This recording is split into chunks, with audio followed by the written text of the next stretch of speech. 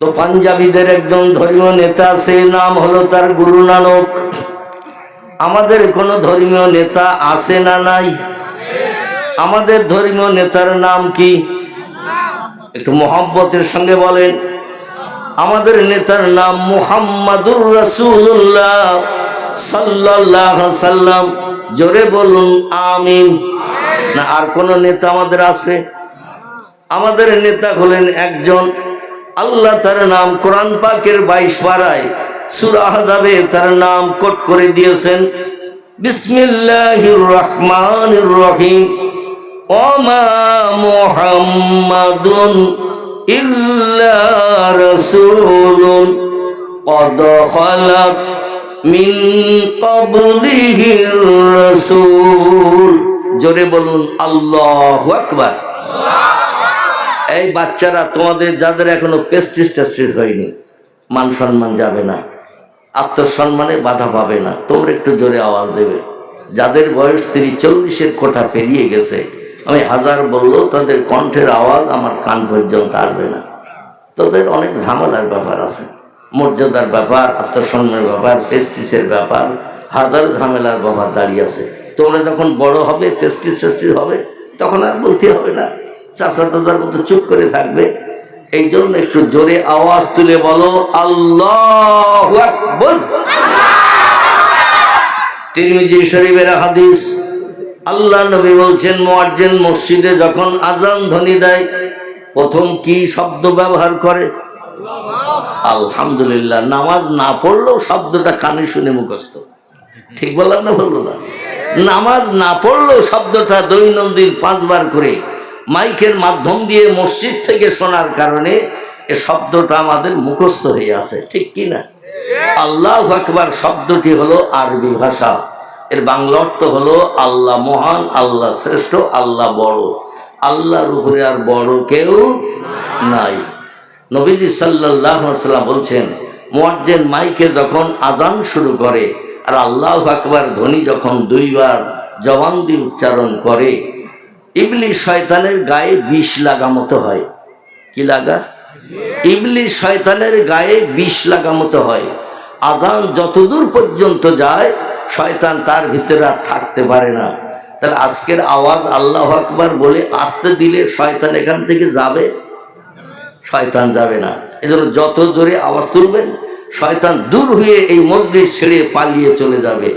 শয়তান চলে গেলে আমাদের লাভ না লস? আমাদের লাভ। এই জন্য বাচ্চারা আরেকটা বার জোরে একটু আওয়াজ তোলো আল্লাহু আকবার। আলহামদুলিল্লাহ। আসলে গলার আওয়াজ ছিল, তবে আপনারা ভলুম উল্টের দিকে মরা দিয়ে রেখেছিলেন। এখন তো ভালোই আওয়াজ হলো, আশা রাখি আরো আওয়াজ হবে নাকি? হবে। ঘুম ঢুল ভাব কেটে যাবে, নেতাজি পেঁয়াজি হবে না, জ্যোতি বস তক্ত বস হবে না। আলহামদুলিল্লাহ। তো গুরু নানক, যিনি হলেন শিখ ধর্মগুরু, পাঞ্জাবিদের ধর্মীয় নেতা, তার বাহ্যিক সুন্নত হলো 4টি। কটি বললাম? গুরু নানকের বাহ্যিক সুন্নত হলো 4টি। আর পাঞ্জাবি যারা, শিখ ধর্মাবলম্বী যারা, তাদের ধর্মীয় নেতার এই 4টি সুন্নত জীবন দিতে চায় কিন্তু পরিত্যাগ করতে চায় না। জীবন দিতে চায়, ওদের ধর্মীয় নেতার সুন্নত ওরা পরিত্যাগ করতে চায় না। হাটে মাঠে, রাস্তাঘাটে, পথে, জামার বাড়ি, শ্বশুর বাড়ি, যেখানেই যাক না কেন ধর্মগুরু সুন্নত ওরা দেহ থেকে ফেলে না, দেহ থেকে নামায় না। যদি বলেন হোয়াট ইজ দ্য ডকুমেন্ট, তাহলে আমি তথ্য কোটি আপনাদের কাছে দিয়ে একটু মগজে চিন্তা ভাবনা করেন। শিখ সম্রাট ধর্মগুরু গুরু নানকের বাহ্যিক সুন্নত হলো 4টি। একটি হলো মাথায় পাগড়ি বাঁধা। কি বাঁধা? পাগড়ি বাঁধা।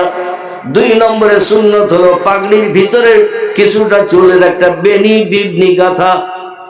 ওদের মাথার চুলে সব চুলগুলো ছাটা কাটা, মাঝখানে দেখবেন কিছুটা চুল লম্বা বেনি করে রাখে। আমাদের মেয়েদের মাথায় যেমন লম্বা চুল, ওই চুল 3টে ভাগ করে বিবনি গাঁথে না, ওরাও মাথার চুলের ভিতরে বেনি বিবনি গেঁথে রাখে। এটা কোনোদিন ধর্মীয় নেতার সুন্নতরা নষ্ট করে না। পাগড়ির ভিতরে বেনি গেঁথে রাখে। তিন নম্বরে সুন্নত হলো মুখে দাড়ি রাখা। কি রাখা? মুখে দাড়ি রাখা। ভারতবর্ষের যে কোনো অঙ্গরাজ্যে তারা থাক না কেন, সুরাট, মিরাট, গুজরাট, রাজস্থান, মহারাষ্ট্র, উত্তরপ্রদেশ, বিহার, কর্ণাটক, তামিলনাড়ু, মধ্যপ্রদেশ থেকে শুরু করে পশ্চিমবাংলা থেকে শুরু করে যেখানেই ওরা থাক না কেন, হাটে মাঠে, স্কুল কলেজ যেখানেই যাক না কেন, ওরা কিন্তু মুখের দাড়ি নষ্ট করে না। আমাদেরও পশ্চিমবাংলায় পাঞ্জাবিরা আসে না নাই? ওরা একটা কাজ খুব পছন্দ করে, সেই কাজটি হলো গাড়ি ড্রাইভিং করা।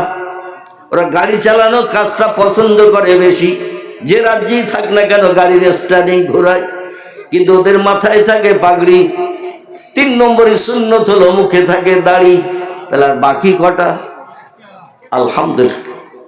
তাহলে আমার একজন ভাই মন দিয়ে শুনছেন, আর আপনারা শুধু হুজুর বলতেছে তাই শুনতেছেন, বাকি কটা আপনারা তো কেউ মুখ খুললেন না।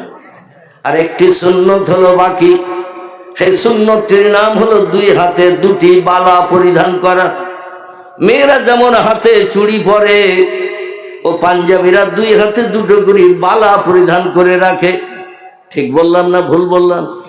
প্রত্যেকের হাতে দেখবেন দুটো করে বালা পরিধান করা।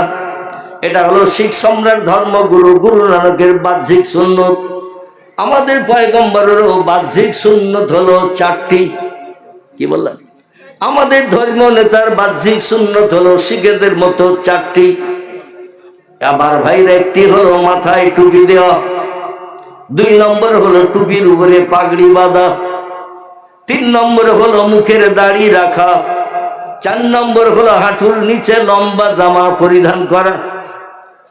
এই চারটি সুন্নত মুসলমানেরা যদি হাটে মাঠে, রাস্তাঘাটে, পথে, জামার বাড়ি, শ্বশুর বাড়ি, যেখানে যাক না কেন, এই চারটি সুন্নত মুসলমানেরা যদি বাস্তব জীবনে রূপদান করে যায়, কোনো ধর্মাবলম্বী ওই লোকটারে চিনতে কি অসুবিধা পাবে?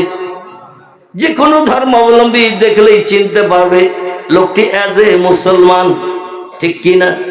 আর যাদের মাথায় পাগড়ি আছে, পাগড়ির ভিতরে বেনি আছে, মুখে দাঁড়িয়ে আছে, দুই হাতে দুটি বালা আছে, ভারতবর্ষের যে কোনো অঙ্গরাজ্যের মানুষ দেখলেই চিনতে পারবে লোকটি হলো পাঞ্জাবি। ঠিক কিনা? এই পাঞ্জাব সম্রাট গুরু নানক, যিনি হলেন ধর্মীয় নেতা, তিনি একটি তত্ত্ব দিয়েছেন ইতিহাসে। বইটির নাম হলো হযরত মুহাম্মদ সাল্লাল্লাহু আলাইহি সাল্লাম সম্পর্কে অমুসলিম মনীষীদের বাণী। লেখকের নাম ডক্টর আফাজুল্লাহ রোমেনা আফাজ। আমি বইয়ের নাম, লেখকদের নামও বলে দিচ্ছি, আপনারা কলেজ স্ট্রিটে কিংবা আশেপাশের লাইব্রেরিতে খুঁজবেন। বাংলাদেশ থেকে বইটা ছাপা হয়েছে। আবার বইটার নাম বলি, হযরত মুহাম্মদ সাল্লাল্লাহু আলাইহি সাল্লাম সম্পর্কে অমুসলিম মনীষীদের বাণী। গুরু নানক একটি তথ্য দিয়েছেন ওই বইয়ের পৃষ্ঠায়। তথ্যটি একটু ভালো করে মন দিয়ে শুনুন।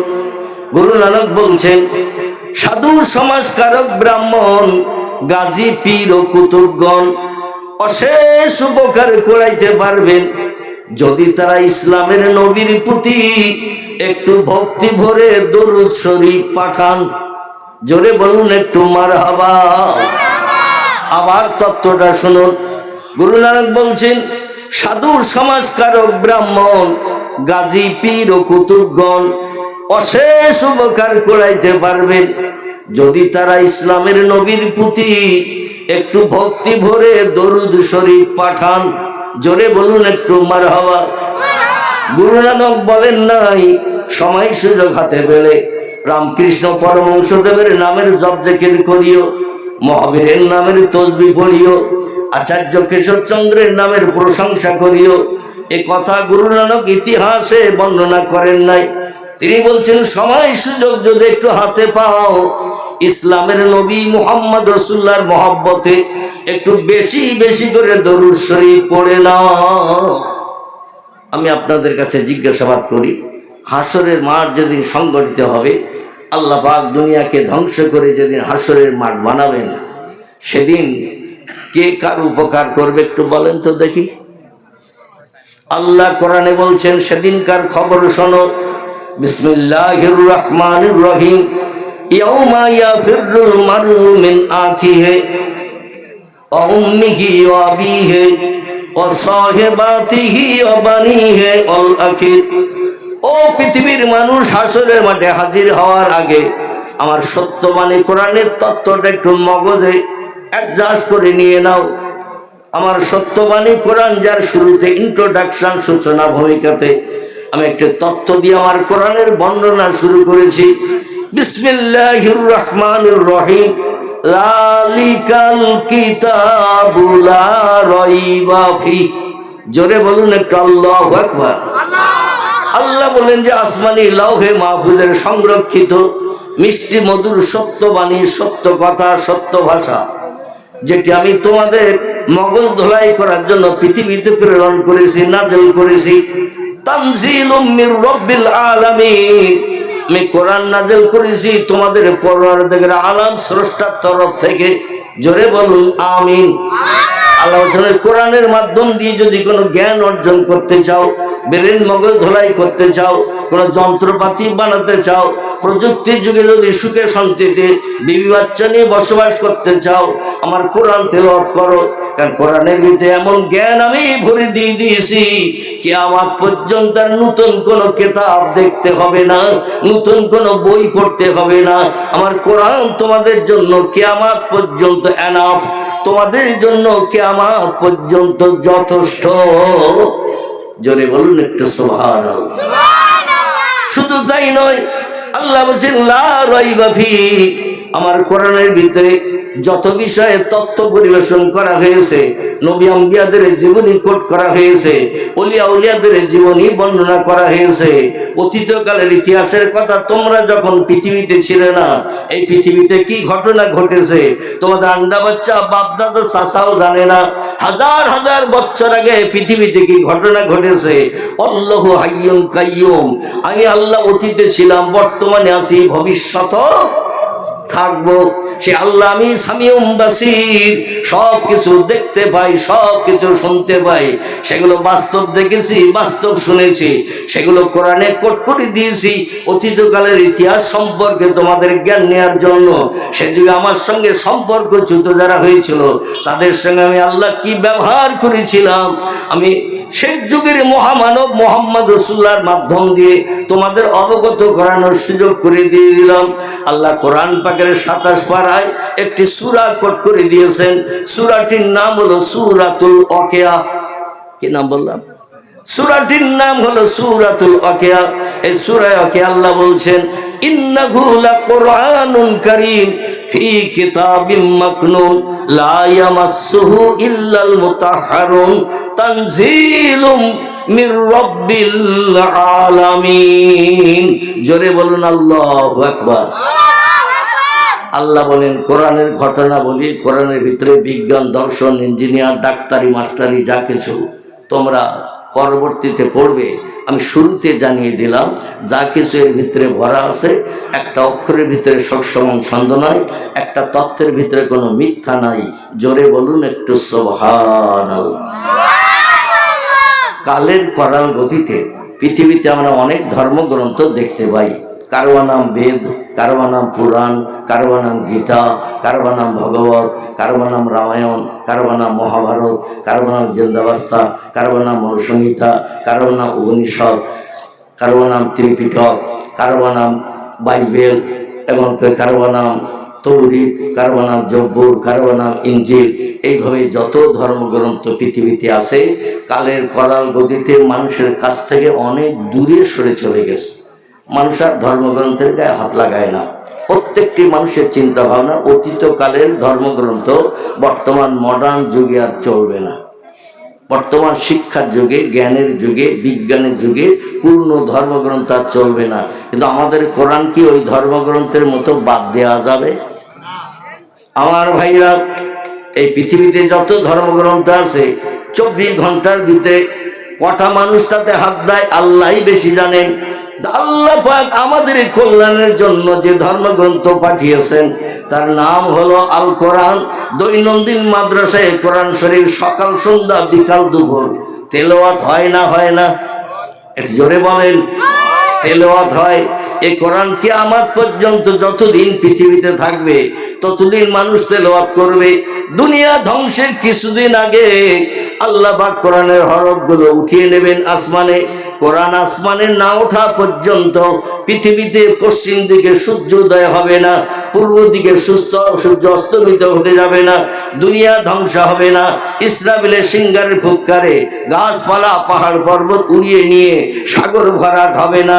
আল্লাহ বলবেন আমার ধর্মগ্রন্থ মানুষ যখন মানে না, ধর্মগ্রন্থ পড়ে না, ধর্মগ্রন্থ পড়ে বিজ্ঞানের যুগে যন্ত্রপাতি মেশিনাদি বানানো চিন্তা ভাবনা নিতে চায় না, আমার ধর্মগ্রন্থ আমার বাণী কোরআন কালামুল্লাহ, আমার বাণী আল্লাহর বাণী, এই কোরআন আমি আসমানে উঠিয়ে নেব। মানুষ সকালবেলা কোরআন তেলাওয়াত করতে যেয়ে দেখবে শুধু সাদা কাগজগুলো রয়ে গেছে, হরফ বর্ণমালা অক্ষর আর কিছুই নাই। পয়গম্বর মুহাম্মদ রাসূলুল্লাহ তিরমিজি আবু দাউদ শরীফের হাদিসে এই তথ্য তিনি বর্ণনা করেছেন। আল্লাহ ততদিন পর্যন্ত লা তাকুমুস সাআত, অতদিন পর্যন্ত দুনিয়া ধ্বংস হবে না, পৃথিবীর কর্মকাণ্ড শেষ হবে না যতদিন না পর্যন্ত কোরআন আসমানে উঠে যাবে। মানুষ যখন আর কোরআন তেলাওয়াত করবে না, বহুদিনের পুরানো ধর্মগ্রন্থ বিবেচনা করে বলে বেদ পূর্ণ হয়ে গেছে, গীতা ভগবত রামায়ণ মহাভারত জিন্দাবাস্তা গ্রন্থ সাহেব মনুসংহিতা উপনিষদ সব যখন পূর্ণ হয়ে গেছে, কোরআন ধর্মগ্রন্থ এও পূর্ণ হয়ে গেছে। আল্লাহ বললেন কিয়ামত অবধি আমার পবিত্র বাণী ধর্মগ্রন্থ কোরআন সব ধর্মগ্রন্থের মতো পূর্ণ হবে না। এই জন্য কোরআন পাকের কয়েকটি নামকরণ করা হয়েছে। তফসিরে রুহুল বায়ান, তফসিরে মাওজেহুল কোরআন, তফসিরে বায়ানুল কোরআন, তফসিরে বাইজাবি, তফসিরে কাশাফ, এমন করে তফসিরে ফি জেলালুল কোরআন আল্লামা কুতুব রহমাতুল্লাহ আলাইহি লিপিবদ্ধ করেছেন। এই কোরআনে পাক আল্লাহ পাক ততদিন পর্যন্ত পৃথিবীতে রাখবেন যতদিন মানুষ তেলাওয়াত করতে চাইবে। বিজ্ঞানের উন্নতিতে মানুষ যখন আত্মহারা হয়ে যাবে, আল্লাহর সাহায্যের আর প্রয়োজন মনে করবে না, আল্লাহ তখন বলবেন আমার কোরআন আর পৃথিবীতে রাখবো না। চিল্লাই বলুন একটু নাউজুবিল্লাহ, একটু জোরে বলুন নাউজুবিল্লাহ। আমার ভাইরা, এই জন্য আল্লাহ পাক কোরআন পাকে কোরআনের নাম দিয়েছেন 38 মতান্তরে 39টির মতো। কটি বললাম? 38 মতান্তরে বর্ণনাকারীদের মতে 39টির মতো নাম আমাদের ধর্মগ্রন্থের এসেছে। বেদের নাম বেদ, আর কোনো নাম নাই।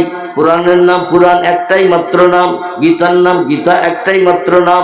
ভগবতের নাম ভগবত, একটাই মাত্র নাম। রামায়ণের নাম রামায়ণ, একটাই মাত্র নাম।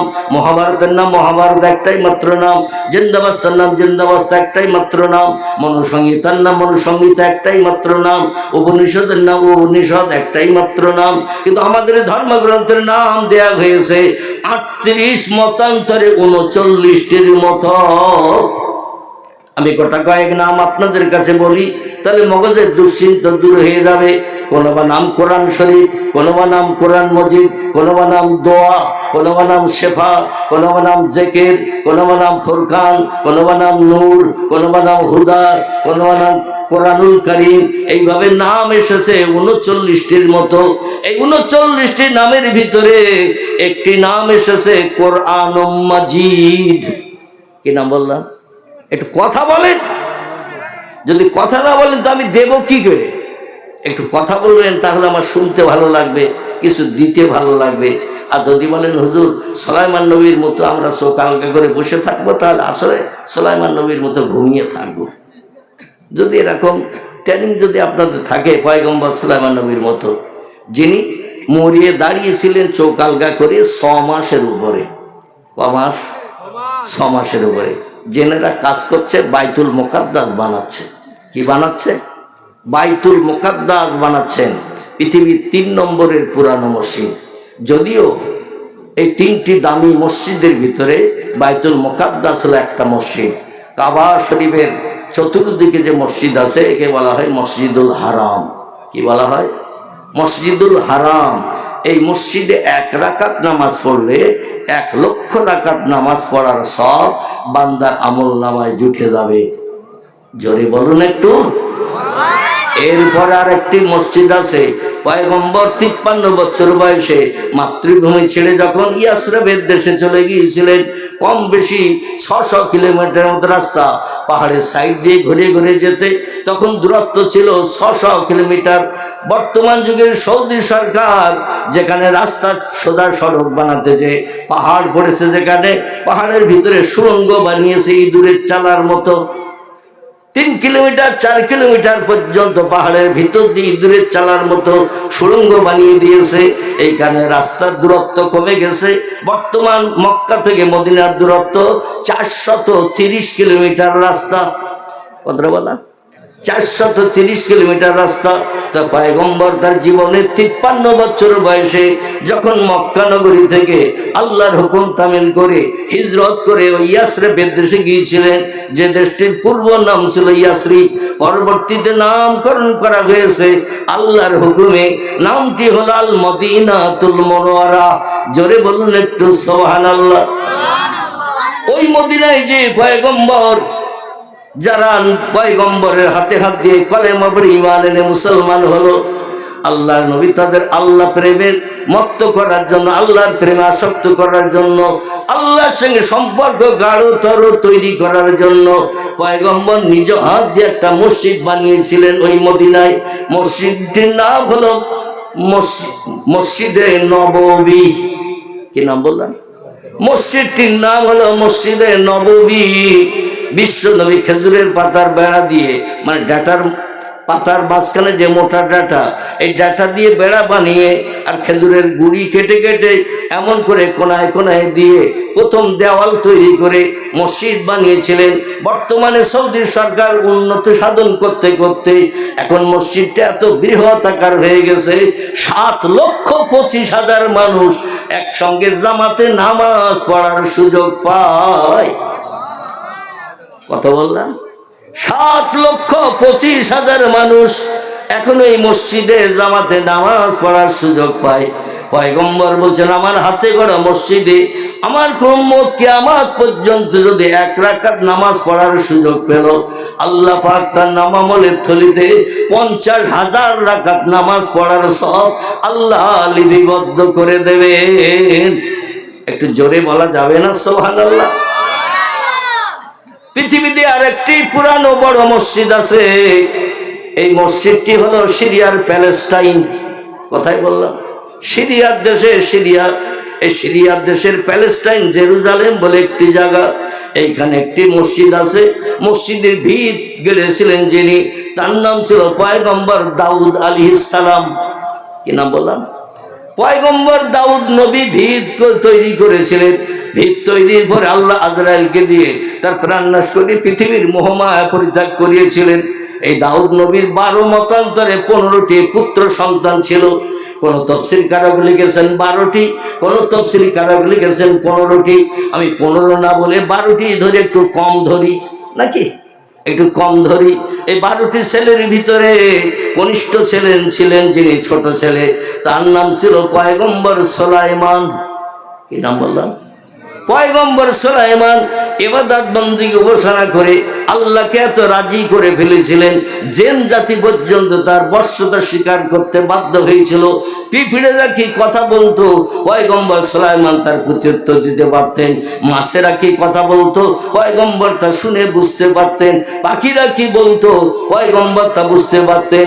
এমনকি হাওয়া পর্যন্ত পয়গম্বরের আল্লাহ বশ করে দিয়েছিলেন।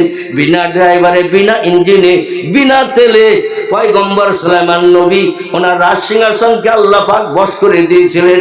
12,000 মানুষ একসঙ্গে রাজ সিংহাসনে বসিয়ে, স্টেজের জলসাটা যেমন স্টেজটা বড় করা হয়েছে, এইরকম ওনার একটা রাজ সিংহাসন ছিল, যেখানে বসে জনগণের সুখ দুঃখের সমস্যার সমাধান করতেন। এই রাজদরবারের বড় স্টেজ, এই স্টেজে মানুষ বসার জায়গা পেত 12,000। কতটা? 12,000 মানুষ ওনার রাজ সিংহাসনে স্টেজে বসার জায়গা পেত। আর হাওয়াকে ডেকে বলতেন, হাওয়া, আল্লাহ যদি আমার বশ্যতা তোরে স্বীকার করিয়ে দিয়ে থাকে, আমি এখনই বলছি, বিনা তেলে, বিনা কলে, বিনা ড্রাইভারে আমার রাজ সিংহাসন 12,000 যাত্রী সমেত উড়িয়ে নিয়ে যা চীন দেশে। এ হাওয়া, আল্লাহ বিশ্বব্যাপী আমাকে বাদশাহিত্য করার সুযোগ দিয়েছেন। পৃথিবীর কোন দেশের জনগণের সুখ দুঃখ দেখব আর কোন দেশের জনগণের সুখ দুঃখ দেখব না, এটা তো হতে পারে না। এই জন্য আমি যখন বলবো তখন বর্মায় নিয়ে চল, রেঙ্গুনে নিয়ে চল, শ্রীলঙ্কায় নিয়ে চল, ভারতে নিয়ে চল, Japan, German, America, Holland, Poland, Italy, Brazil, Thailand, Singapore, Burma, Rangoon, Hindustan, Pakistan, Afghanistan, Bangladesh, এমন করে এই পৃথিবীতে Iraq, Iran, Kuwait, Jordan, Arab পারস্য, তুরস্ক, লিবিয়া, নাইজেরিয়া, ইন্দোনেশিয়া, এমন করে Malaysia, Sri Lanka, Burma, Tajikistan, Kazakhstan, Balochistan, Azerbaijan, Armenia, Saudi Arab, আরব আমির শাহী, শাম, সিরিয়া, মরক্কো, ইয়ামান, বুলগেরিয়া, আছে না দেশ? যে দেশে বলতেন হাওয়া রাজ সিংহাসন উড়িয়ে নিয়ে যেত 12,000 যাত্রী নিয়ে, এই পয়গম্বর সুলাইমান বললেন আব্বা আমার বাবা ভিত বানিয়ে দিয়ে দুনিয়ার মায়া ছেড়ে দিয়ে আল্লাহর ডাকে সাড়া দিয়ে চলে গেছে। মসজিদ অসম্পূর্ণ হয়ে আছে, ও জেনেরা মসজিদের বাকি কাজ কর। জেনেরা পয়গম্বর সুলাইমান নবীকে পৃথিবীতে শুধু ভয় করতেন, হুকুমের খেলাপ করলেই চাবুক দিয়ে দিয়ে পিঠে চাবুকের বাড়ি মারতেন, রক্ত ঝরঝর করে পড়তো, চামড়া উঠে যেত।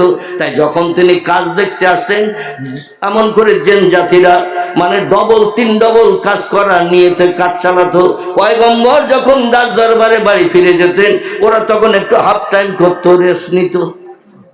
একদিন কাজ দেখতে এসেছেন, কতটা হয়েছে কতটা বাকি তাকিয়ে দেখছেন জেনেরা কাজ চালাচ্ছে, আর মালিক যদি জমির কোনায় যেয়ে দাঁড়িয়ে থাকে, যারা ওই জমিতে কাজ করে ওরা কাজের আর ফাঁকি দেবে?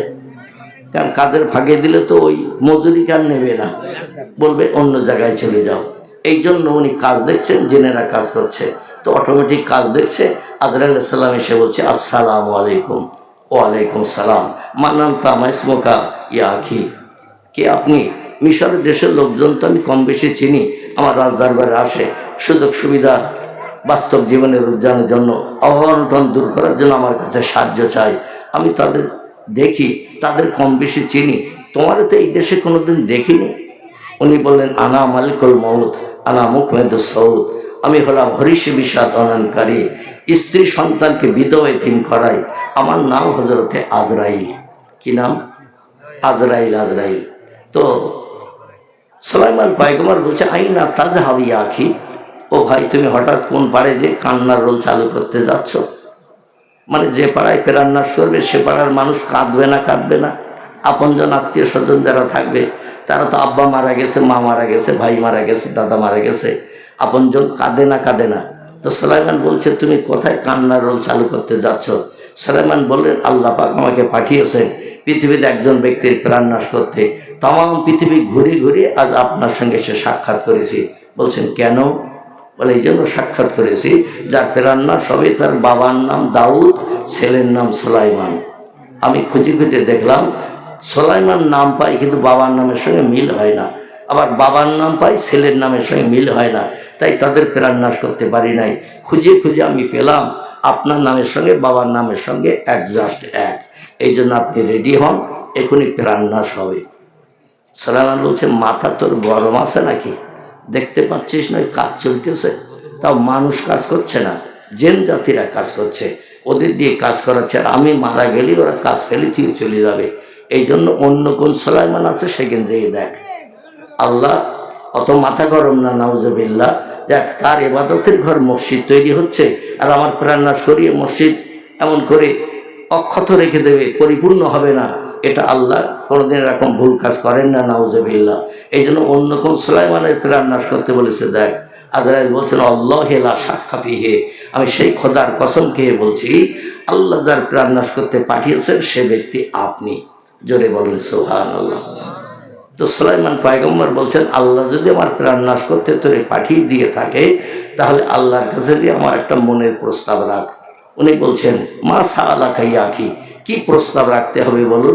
বলছে আল্লাহর কাছে যেয়ে বল আমার প্রাণনাশ হয়ে গেলে জেনেরা তো আর কাজ করবে না, ওরা তো সব পালিয়ে চলে যাবে, এখন এই মসজিদের বাকি কাজ কে করবে? এটা আল্লাহর কাছ থেকে শুনে আয়। আল্লাহ যদি বাকি কাজের দায়িত্ব নিজের কুদরতি হাতে নেয়, তাহলে আমার আল্লাহর কাছে জীবন দিতে, আল্লাহর কাছে ফিরে যেতে কোনো আপত্তি নাই। ইসমে আজম পাঠ করে হযরতে আজরাইল মালিকুল মউত আসমান ভেদ করে চলে গেলেন মাহবুদের দরবার আসমানের উপরে, যে বলে ইয়া রাব্বি, আমার প্রভু মালিক আল্লাহ পাক আপনার পয়গম্বর সুলাইমান প্রাণ দিতে কোনো আপত্তি করে না, কিন্তু জেন জাতির ওনার হুকুম তামিল করে মসজিদের কাজ করছে, একটা বড় মসজিদ, এই মসজিদের কাজ করছে, ওনার প্রাণ নাশ হয়ে গেলে জেনেরা কারো হুকুম শুনবে না, কারো কথা মানবে না, ওরা বিবি বাচ্চার চিন্তায় পালিয়ে চলে যাবে, মসজিদ আর সম্পূর্ণ হবে না। আল্লাহ সুলাইমানের মরণের পর মসজিদের বাকি কাজের দায়িত্ব কে নেবে?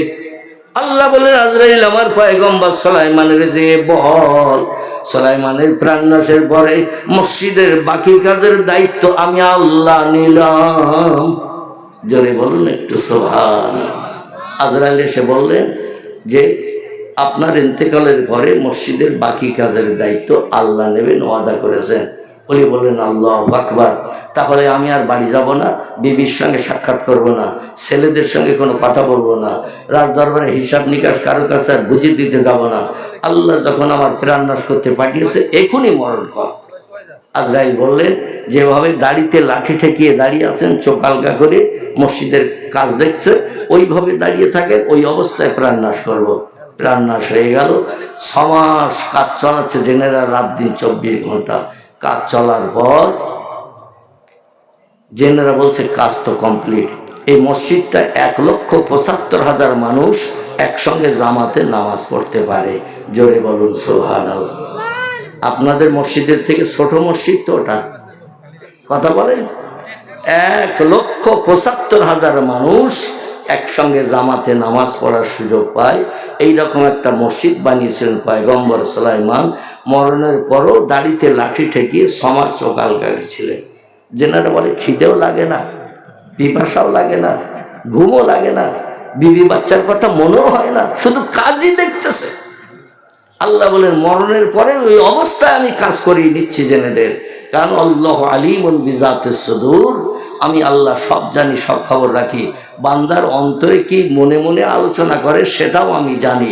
ইয়ালামু খায়নাতাল আয়ুনে ওমা তুখফিস সুদূর। জোরে বলুন আল্লাহু আকবার।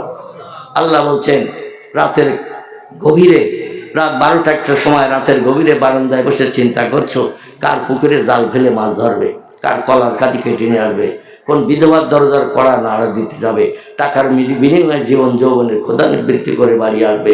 মনে মনে চিন্তা করছো রাত 1টার পরে, সারা পাড়ার মানুষরা ঘুমিয়ে রয়েছে, কিন্তু আমি আল্লাহ এমন ব্যক্তিত্ব, লাতা খুজুহু সিনাতু ওয়ালা নাউম, আমার জীবনে কোনোদিন ঘুম লাগে না, আর ইচ্ছা করেও আমি কোনোদিন ঘুমাই না। আমি 24 ঘন্টা জাগরিত থাকি, আর কে কি করে সব আমার নখদর্পণে, টেলিভিশনের পর্দার মতো, কম্পিউটার মেশিনের মতো সব আমার কাছে, কিচ্ছু অজানা নাই, সব জানিত। জোরে বলুন সুবহানাল্লাহ। মসজিদের কাজ শেষ হয়ে গেল, সংক্ষেপ কথা, মসজিদের কাজ শেষ হয়ে গেল। জেনারা বলছে আর কিছু করতে হয় কি, হুজুরের কাছে জিজ্ঞাসা করি, কারণ মসজিদ তো কমপ্লিট হয়ে গেছে। 3টি গম্বুজ, সামনের বড় চাতোয়াল, 1,75,000 মানুষ নামাজ পড়তে পারবে, বিশাল এরিয়ার মসজিদ বানালাম। এখন আর তো কাজ বাকি নেই, হুজুরের কাছে যা জিজ্ঞেস কর। কেউ যেতে চায় না, কারণ গেলেই যদি আবার মারে, গেলেই যদি চাবুক মারে যে কেন এসেছে এখানে, এই জন্য ভয় থেকেও আসে না। বাংলা একটা প্রবাদ আছে, মানে ইঁদুরেরা চিন্তা ভাবনা করেছে যখন তখন একটু বাইরের আলো দেখতে চালা থেকে বেরিয়ে যায়, আর বিড়াল হালুম করে পড়ে আমাদের একটা করে ধরে ধরে খেয়ে নেয়। এখন ইঁদুরেরা আলোচনা করে ঠিক করেছে যে অন্তত বিড়াল যাতে আমাদের ধরতে না পারে, খেতে না পারে, এই জন্য একটা চিন্তা ভাবনা করতে হবে। তো সবাই একটা মতামত দিল। মতামত শোনার পরে একজন বলছে শোনো, মতামতে কাজ হবে না, বিড়ালের গলায় ঘন্টা বাঁধতে হবে। বিড়াল যে আমাদের ধরতে আসবে, ঘন্টা নড়বে, চালার ভিতরে ঢুকে যাব। বিড়াল আর চালায় যেতে পারবে না, ধরতে পারবে না। সবাই আনন্দে নাচতেছে। এই যুক্তিটাই হলো সঠিক। বিড়ালের গলায় ঘন্টা বাঁধতে হবে, ধরতে আসলেই ঘন্টা বাজবে, আমরা তার ভিতরে পালিয়ে চালার ভিতরে চলে যাব। এখন আনন্দ ফুর্তি করার পরে বলছে এই কে যাবি বিড়ালের গলায় ঘন্টা বাঁধতে? কেউ রাজি হচ্ছে না। মানে যে যাবে তারে তো খাবে, যে যাবে তারে তো খাবে, কেউ রাজি হচ্ছে না। এই রকম জেনেদের ভিতরে ঘটনা ঘটেছে। সবাই একমত হয়ে বলল, কেউ তো যেতে চাচ্ছে না, তো এক কাজ করো, সবাই মিলে যাই, মরি সবাই মরব, বাঁচি সবাই বাঁচব। কারণ আর কতদিন এইভাবে চুপ করে দাঁড়িয়ে থাকবো, বিবি বাচ্চা ভুলে, সংসার ধর্ম ভুলে সবাই চলে যায়। সবাই এসে বলছে, হুজুর আপনি যে চোখ আলগা করে ঘুমানোর ট্রেনিং জানেন, ওটা আমরা জানি না, আপনারা ডাকতেছি আর কি করতে হবে আপনি কিছু বলেন না, এত আওয়াজ করে বলছি তাও কথা বলে না, মানে আপনি যে চোখ আলগা করে ঘুমাচ্ছেন এটাই তার বাস্তব প্রমাণ। ঘুমিয়ে থাকলে মানুষের ডাকলে আর ডাক শুনতে পায় না। তো এখন জেনেদের ভিতরে কিছু জেন তারা বলছে, অন্তত হুজুরের গায়ে হাত দিয়ে একটু নাড়া দে, ঘুমটা ভেঙে যাক।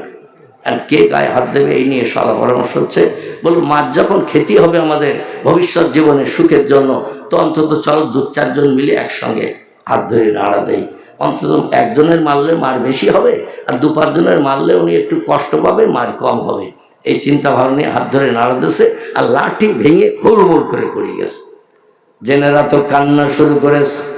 পিছনের জেন যারা দলের পিছনে ছিল বলে, হুজুর কি মার শুরু করেছে নাকি? বলে লাইয়াখি, এখন আমাদের প্রহার করেনি, মারেনি। বলে কাঁদছ কেন? সামনে, আমরা তো পিছনে। হাজার হাজার জেন আমরা কাজ করছি বিশাল এরিয়ার মসজিদ বানানোর জন্য, কিসে কি হলো? বলে হুজুরের গায়ে হাত দিয়ে ঘুম ভাঙানোর জন্য একটু নাড়া দিছি, আর যে লাঠি দাড়িতে ঠেকি উনি ঘুমাচ্ছিল, সে লাঠি ভেঙে হুড়মুড় করে পড়ে গেছে। তাফসীরের কিতাবে বর্ণনাকারী বলেছেন, কাঠের লাঠি দাড়িতে ঠেকিয়ে দেখছিল কাজ।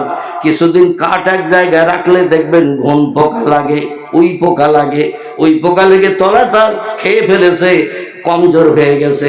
যেই হাত ধরে নাড়া দিয়েছে লাঠি ভেঙে তলায় পড়ে গেছে। জেনারা বলে মার তো এবার কত গুণ বেশি হবে তার ঠিক নাই, কিন্তু পরীক্ষা নিরীক্ষা করে দেখা গেল 6 মাস আগে মারা গেছে। কমাস 6 মাস আগে মারা গেছে। বলে হুজুর মারা যাওয়ার পরে 6 মাস দাঁড়িয়ে কাজ দেখতেছে, এটা যদি জানতাম আমরা কেউ আর কাজ করতাম, সব পালিয়ে চলে যেতাম। জেনেরা বলছে কি বিষয়ে বলো? বলে হুজুর মরেও গেছে আর আমাদের খাটিয়ে মেরেও গেছে, মরেও গেছে আমাদের খাটিয়ে মেরেও গেছে। এই বাইতুল মুকাদ্দাস, ঘটনাটি এই জন্য উল্লেখ করলাম, এই বাইতুল মুকাদ্দাসের সামনে থেকে হাসরের মাঠ তৈরি হবে। মক্কা মুকাররমার কাবা শরীফ থেকে দক্ষিণ পূর্ব দিকে আরাফাতের মাঠ বলে একটি জায়গা আছে, এই পর্যন্ত বিশাল এরিয়ার একটা হাসরের মাঠ তৈরি হবে। আমার ভাইরা, আল্লাহ পাক রব্বুল আলামিন বাইতুল মুকাদ্দাসের সামনে থেকে আরশ পাক নামিয়ে নিয়ে আসবেন। শূন্য আরশ পাক ভেসে থাকবে গ্যাস বেলুনের মতো। বেলুনের ভিতরে গ্যাস পুরি দিলেও তলায় যায় না, উপরে ওঠে। কথা বলে, বেলুনের ভিতরে যদি গ্যাস পুরে দেন ও বেলুন নিচে নামে না, উপরে ওঠে। গ্যাস লাগিয়ে দিলে বেলুন যেমন উপরে ওঠে, আল্লাহর আরশ কুরসি শূন্য হাওয়ায় দাঁড়িয়ে থাকবে মাথার উপর। আরে আরশ কুরসিতে আমার আল্লাহ পাক আসীন হয়ে বিচার শুরু করবেন। বাইতুল মুকাদ্দাসের সামনে থেকে এই হাসরের মাঠ তৈরি হবে। কম বেশি 2500 মাইল রাস্তা মক্কা মুকাররমা পর্যন্ত। জোরে বলুন একটু সুবহানাল্লাহ। যে মসজিদে 1 রাকাত নামাজ পড়লে কোনো বর্ণনাকারীর মতে 50,000 রাকাত নামাজ পড়ার সওয়াব পাওয়া যাবে। আবার কোন বর্ণনাকারীদের মতে 50,000 রাকাতের সওয়াব হলো মদিনার মসজিদ, মসজিদে নববীতে। এই জন্য বাইতুল মুকাদ্দাসের মর্যাদা হলো 25,000 রাকাত নামাজ পড়তে যত সময় লাগবে ততটা সওয়াব আল্লাহ তার নামাওয়ালে লিপিবদ্ধ করে দেবেন। জোরে বলুন একটু সুবহানাল্লাহ। এই মাসের আগে যে মাসটি গেল, আজ কয়েকদিন আগে চলে গেল, মাসটির নাম ছিল রজব। এই রজব মাসের 26 তারিখের দিনগত রাত আল্লাহ কোরআনের 15 পারার শুরুতে তথ্যকট করে দিয়েছেন। বিসমিল্লাহির রহমানির রহিম। সুবহানাল্লাযী আসরা বিআবদিহি লাইলাম মিনাল মাসজিদিল হারামে ইলাল মাসজিদিল আকসা। জোরে বলুন আল্লাহু আকবার। কোরআনের অর্ধাংশ মানে 30 পারায় কোরআন স্বয়ং সম্পূর্ণ। অর্ধাংশ মানে 15 পারা। এই 15 পারার প্রথম লাইনে আল্লাহ তথ্যকট করলেন পয়গম্বর মুহাম্মদ রাসূলুল্লাহর মিরাজ সম্পর্কে। জোরে বলুন একটু সুবহানাল্লাহ। আমরা কেউ আল্লাহরে দেখতে পেয়েছি? কথা বলেন। কিন্তু কোনো ব্যক্তি যদি দেখতে পাই তথ্যটা দেয়, আমাদের বিশ্বাস হবে না? হবে না? কেউ যদি না দেখে তাহলে তো মানুষ সন্দেহ করবে, ধ্যান ধারণা করবে কেউ দেখতে পায়নি তাহলে আল্লাহ নাই। জোরে বলুন নাউজুবিল্লাহ। এরকম ধারণা করবে। আল্লাহ বলেন, এই জন্য আমার একজন প্রেমিক মাহবুব বান্দা, সুবহানাল্লাযী আসরা, আমি সেই মহান পবিত্র সত্তা যে আল্লাহ, আমি পেশাব করি না, পায়খানা করি না, খাই না, ঘুমাই না, স্বামী স্ত্রী মিলন করি না, বিবি বাচ্চা আমার কিছু নাই, অতীতে ছিলাম একা, বর্তমানে আছি একা, ভবিষ্যতেও থাকবো একা। সেই আল্লাহ আমি বলছি আসরা, আমি ভ্রমণ করিয়েছিলাম বেআবদিহি, আমার একজন প্রেমিক বান্দাকে। তফসির কারকেরা বলছেন, এই যে প্রেমিক বান্দার নাম আল্লাহ করলেন, ইনি হলেন সাইয়্যিদুল আম্বিয়া, রাহমাতাল লিল আলামিন, খাতামান নবিয়্যিন, শাফিয়াল মুজনাবিন, রাহিতুল আশিকিন, মুরাদুল মুশতাকিন, সিরাজুস সালিকিন, মিসবাহুল মুকাররাবিন, জাদ্দুল হাসান আল হুসাইন আবিল কাসিম, যার মধুর নাম আল্লাহ কোরআনে কোট করেছেন, ওমা মুহাম্মাদুন ইল্লা রাসূলুন। জোরে বলুন একটু আল্লাহু আকবার। আল্লাহ বললেন, আমি মুহাম্মদ নামধারী একজন ব্যক্তিকে রসুল করে, প্রফেট করে, মহামানব করে, মেসেঞ্জার করে, পথ প্রদর্শক হিসাবে আমি একজন ব্যক্তিকে পৃথিবীতে মানুষের কল্যাণের দায়িত্ব দিয়ে পাঠালাম। তার নাম কোট করে দিলাম মুহাম্মদুর রাসূলুল্লাহ। পৃথিবীতে ৪,৫০০ উপরে ধর্মাবলম্বী আছে। প্রকৃত ধর্মীয় সেরা নেতাকে মানুষ নির্বাচন করতে গেলে বিভ্রান্তে পড়বে। এই জন্য আল্লাহ নাম কোট করে দিলেন সত্য ধর্মগ্রন্থে। বললেন সেরা নেতা হবেন যিনি, তার নাম কোরআনে কোট করে দিলাম মুহাম্মাদুর রাসূলুল্লাহ সাল্লাল্লাহু আলাইহি সাল্লাম। আল্লাহ বললেন, শোনো, রজব মাসের ২৬ তারিখের দিনগত রাতে আমার পয়গম্বর মুহাম্মদ রাসূলুল্লাহর দুঃখ দুর্দশা নিবারণের জন্য, অভাব দূর করার জন্য, চিন্তা মগজ থেকে দূর করে দেওয়ার জন্য, মুখে হাসি ফোটানোর জন্য মক্কার মাতৃভূমি কাবা শরীফের চাতল থেকে জান্নাতি রকেটে করে আমার পয়গম্বরকে আমি বাইতুল মুকাদ্দাসে নিয়ে এসেছিলাম। তার আগে নিয়ে গিয়েছিলাম এমন করে মাদানে দেশের তুর পাহাড়ে, মাদানে দেশের তুর পাহাড় থেকে সিরিয়ার বাইতুল মুকাদ্দাসে জেরুজালেমে নিয়ে গিয়েছিলাম। আর বাইতুল মুকাদ্দাসের চাতল থেকে পয়গম্বরকে এক রাতের ভিতরে সপ্তম আসমান পাড়ি দিয়ে সিদরাতুল মুনতাহা টপকিয়ে আমার আরশ কুরসিতে হাজির করে দিয়েছিলাম। আমার পয়গম্বর আরশ কুরসির ভিতরে ঢুকে আমার সামনাসামনি বসে গল্প করা শুরু করে দিল। তাফসীরে কারকেরা লিখেছেন, বিশ্ব নবী আর আল্লাহর খোশ গল্প চলছে। আল্লাহ বলো, সূর্য যেখানে আছে দাঁড়িয়ে যাও, চাঁদ যেখানে আছে দাঁড়িয়ে যাও, রাত যেখানে আছে দাঁড়িয়ে যাও, দিন যেখানে আছে দাঁড়িয়ে যাও। ও ফেরেশতাকুল হুরগেলেমান, কেউ কোনো কথা বলবে না, কেউ কোনো আলাপ আলোচনা করবে না। আজ প্রেমিক প্রেমিকার গল্প হবে, কোনো ডিস্টার্ব করবে না। জোরে বলুন একটু সুবহানাল্লাহ। নবীজির বয়স তখন 53 বছর। কথা বললাম, 53 বছর বয়সে বিশ্বনবীর মেরাজ হলো মক্কা নগরীতে থাকতে। 13 বছর মক্কা নগরীতে দিনের দাওয়াত দিতে যে অত্যাচার, উৎপীড়ন, নির্যাতন আল্লাহর পয়গম্বর পেয়েছেন এবং পাথর খেয়ে গিয়ে সারাটা দেহ রক্তে লাল হয়ে গেছে। তাইফের দেশেও দিনের দাওয়াত দিতে গেছে, এত মার তারা মেরেছে। পাহাড়ের কিনারায় পয়গম্বর বেহুশ হয়ে 3 থেকে 4 ঘন্টা পড়েছিলেন। রক্ত দেহ থেকে ঝরে ঝরি পায়ের জুতা পর্যন্ত অ্যাটেস্ট হয়ে গিয়েছিল। এমন অত্যাচার করলো, আল্লাহর রহমতের ফেরেশতারা এসে বলে, ইয়া রাসূলুল্লাহ, একটু অনুমতি দিন, 2 দেশের পাহাড়গুলো টেনে এনে এই তায়েফবাসীদের ধূলিসাৎ করে আটা পেশা করে দেব। রাসূল বলেন, সবাইকে যদি তায়েফের দেশের মানুষকে তোমরা মেরে ফেলো, মেরে দাও, তাহলে ভবিষ্যতে ওদের বাচ্চা কাচ্চার জন্ম নেবে না, আর তারা আমার দিন গ্রহণ করবে না, আমার নামের কলেমা আল্লাহর নামের সঙ্গে পড়বে না। আমি মুহাম্মদ চাই না অত্যাচারের প্রতিশোধ নিতে। জোরে বলুন একটু সুবহানাল্লাহ। আমি ধৈর্য ধারণ করব। ফাসাবরুন জামিলুন আল্লাহুল মুস্তাআনু আলা মা তাসিফুন। আল্লাহ পাক জানিয়ে দিলেন, বিপদে মুসিবতে যারা ধৈর্য ধারণ করে, আমার রহমতের অপেক্ষা করে, আমি আল্লাহ অচিরে তাদের মুখে হাসি ফুটাই। 13টি বছর মারধর অত্যাচার খাওয়ার পরে উটের ভুঁড়ি পয়গম্বর খাবার চাতলে সেজদায় গেছে। পচা উটের ভুঁড়ি এনে পয়গম্বরে 2-5 জন ধরে বড় লম্বা ভারী ভুঁড়ি, পচা ভুঁড়ি বিশ্ব নবীর মাথার উপরে চেপে ধরে রেখে দিয়েছে, নবী যাতে সেজদা থেকে আর উঠতে না পারে।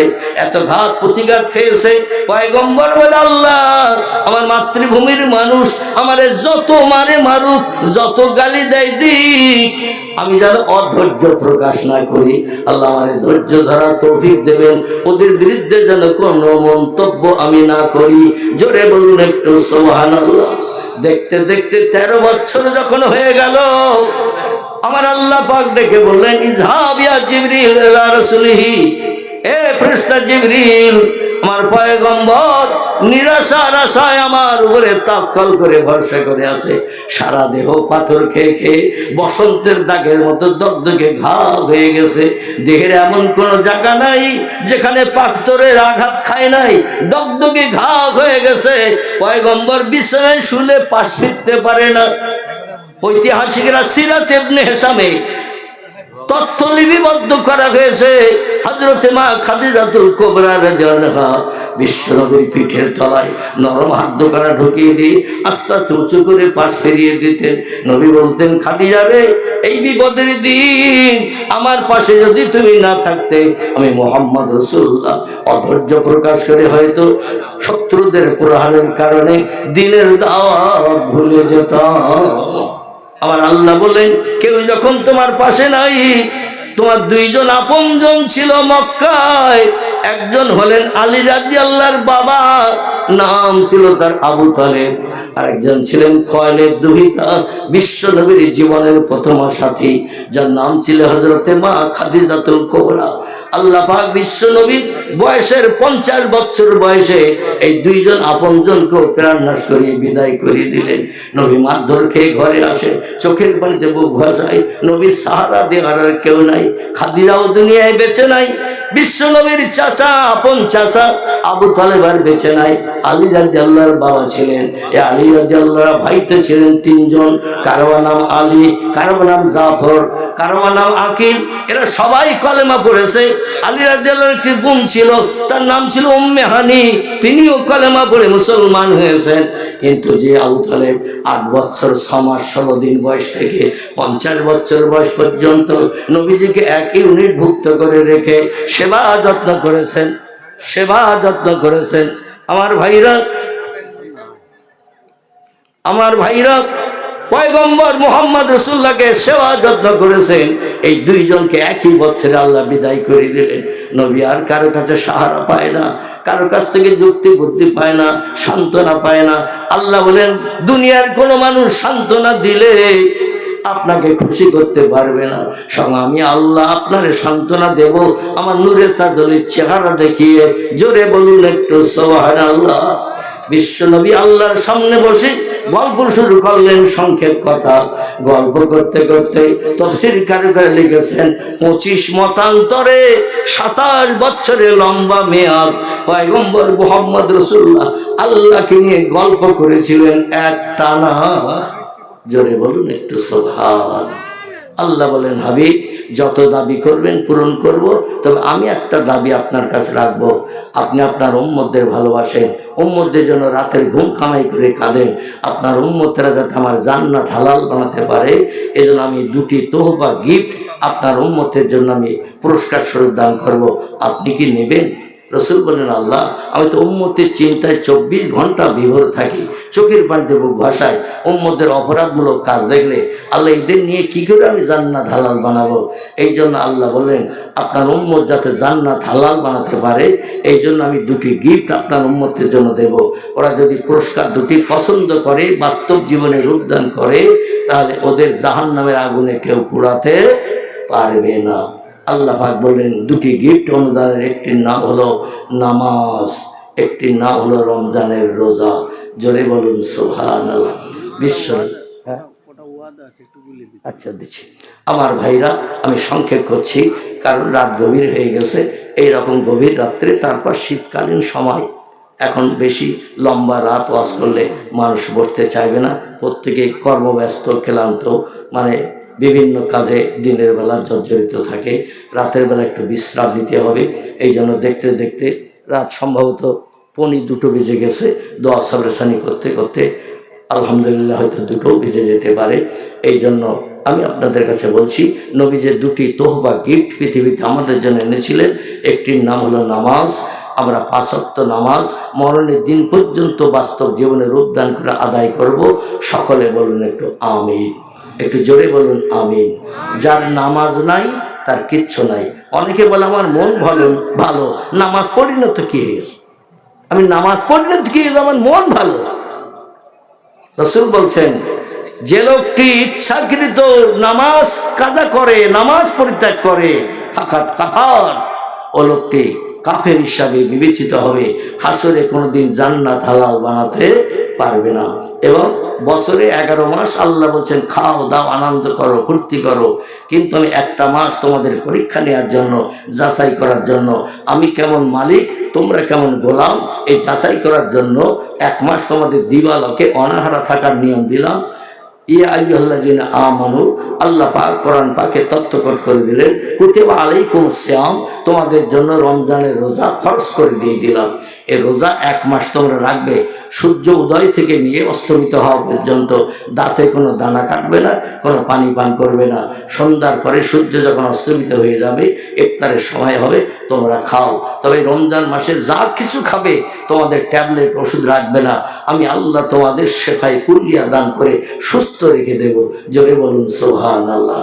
এই জন্য আমি অনুরোধ রাখছি, আল্লাহর ফরজ হুকুম একটি হলো নামাজ আর একটি হলো রোজা। সামনে রমজান মাস হাতছানি দিচ্ছে, ওদিকে দৃষ্টি নিক্ষেপ করে কোনো যুবক যেন দিনের বেলা চায়ের দোকানে যেয়ে আপনি চা খাবেন না, দোকানদারকে বলবেন না 1 কাপ দাও, অন্তত কবে আজরাইল আসবে ডাক দেবে তার ঠিক ঠিকানা নাই। এই জন্য আপনারা অন্তত আল্লাহর ফরজ হুকুমকে বাস্তব জীবনে রূপদান করে হাসরের মাঠে পয়গম্বরের পিছনে দামান ধরিয়ে আল্লাহ যেন আমাদের দান হওয়ার তৌফিক দান করেন। সকলে বলুন আমিন। আমার ভাইরা, আমি এবার দোয়ার দিকে এগিয়ে যাব। তো আর যাদের পকেটে কিছু আছে